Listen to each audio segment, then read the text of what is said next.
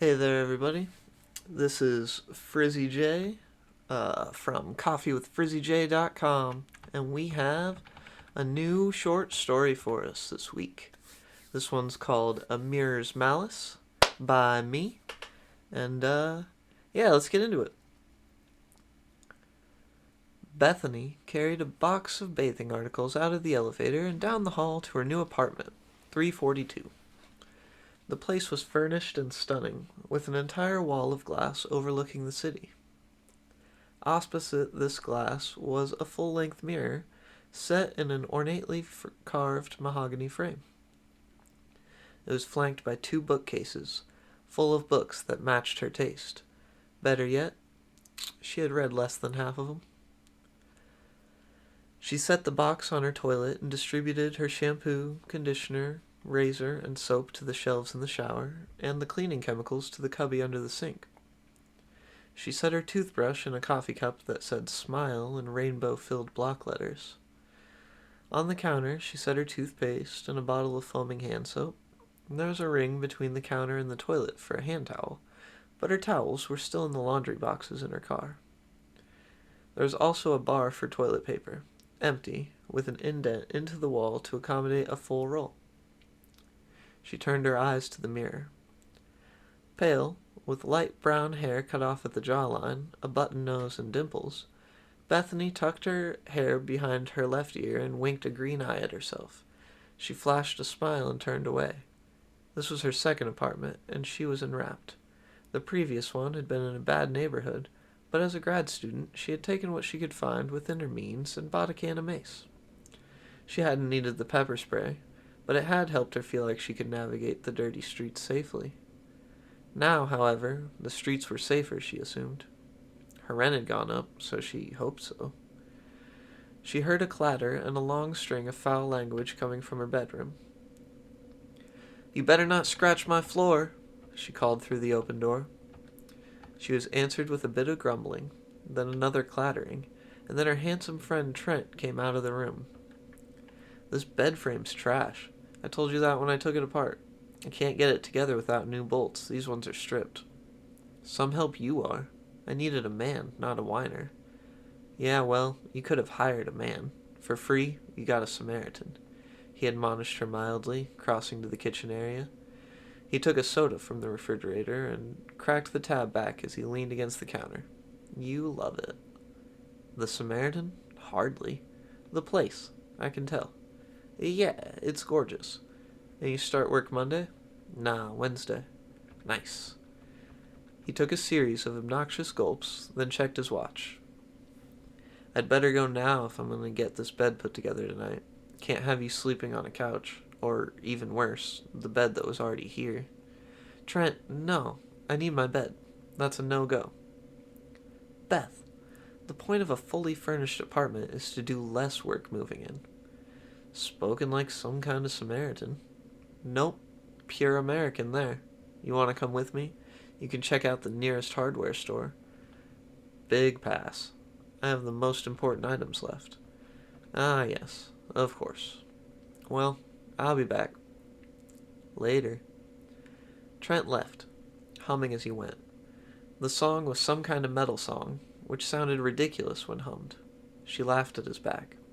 She knew that he was smitten by her, but she just needed help moving. In truth, she thought he was attractive, physically. It was his interests that turned her off.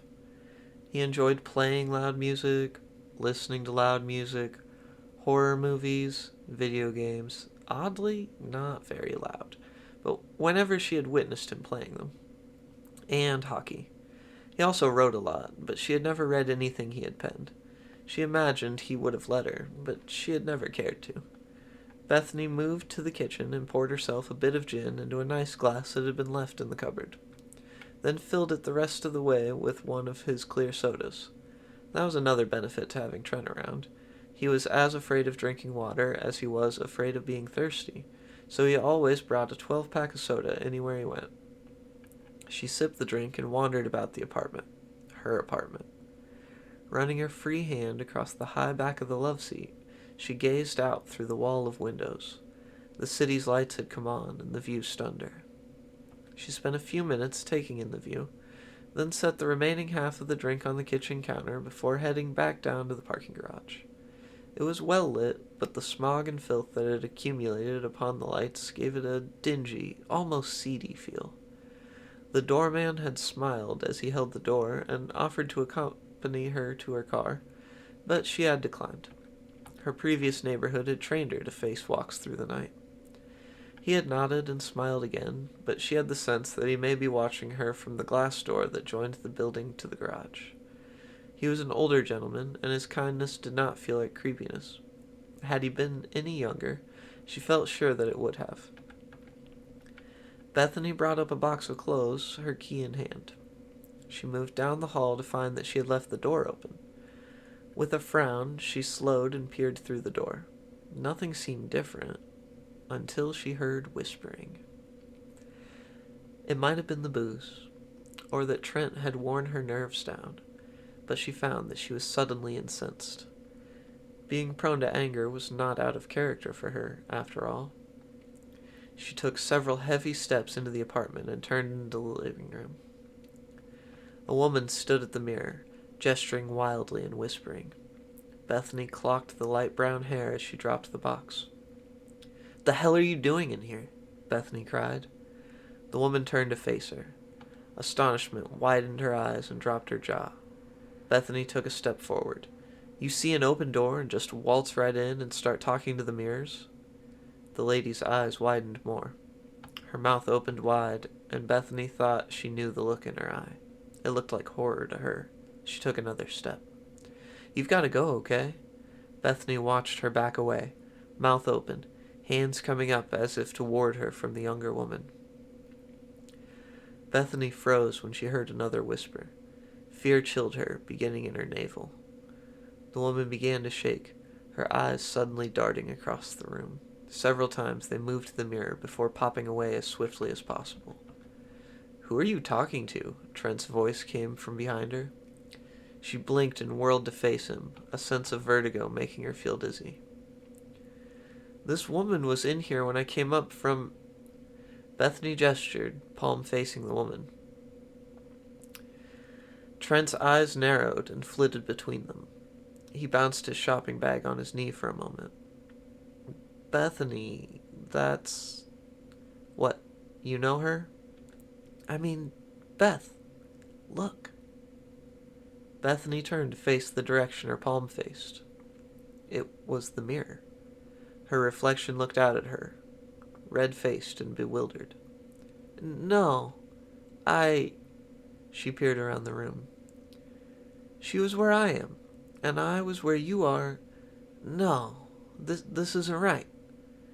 Bethany looked back to the mirror. Something about it unnerved her, so she stepped away and placed her hands on her forehead. Trent set the bag down on her counter, then chuckled. "Jesus Christ, Beth, how much did you drink?" "What? Half a glass." "You needed 4 sodas for half a glass? Bullshit." She felt dizzy again as he rounded the corner and moved to the fridge. He did not open the door, however, because he stopped at a crunch that they both recognized.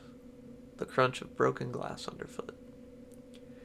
He stood, looking at the floor for several seconds, then looked at her. "Look, I know this last year was hard for you, but I didn't know it was this bad." "What?" She moved to the counter, put her hands out to steady herself. "Smashing bottles, I get it. What's wild, I think, is that I put that bottle in here this afternoon, 3/4 full. I was gone maybe 35, 40 minutes?" She could not handle him right now. Leaning forward, she slipped her elbows to the countertop and rubbed her eyes. His voice faded to the background. She sighed. A whisper filled her ear. "Do it. Nice and deep, girlie." Her head ached, and a different pain radiated from her wrists. She was staring into space, unmoving, unseeing. "Beth, hey, sorry it took me so long. I guess 5 p.m. is a shit time to drive around here." Trent entered her peripheral vision. "Whoa, the fuck are you doing, lady?" Trent ran to her, pulling his flannel off and bunching it up.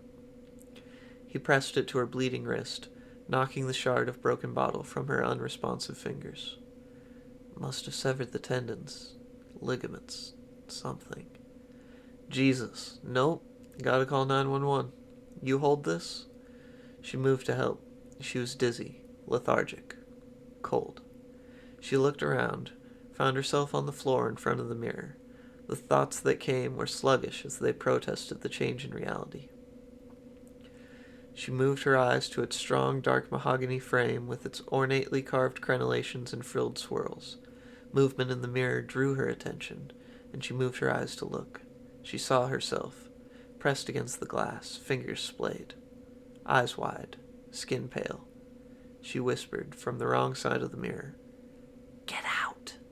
She blinked and recoiled. The bottle was cold from its time in the fridge, she noted, as she screwed the top back on. She had poured the glass full of gin over a few cubes of ice. Whistling a tune, she moved over to look at the mirror. Bethany stood in the mirror, panicking. She smiled at the trapped post-grad and waved as she took a sip.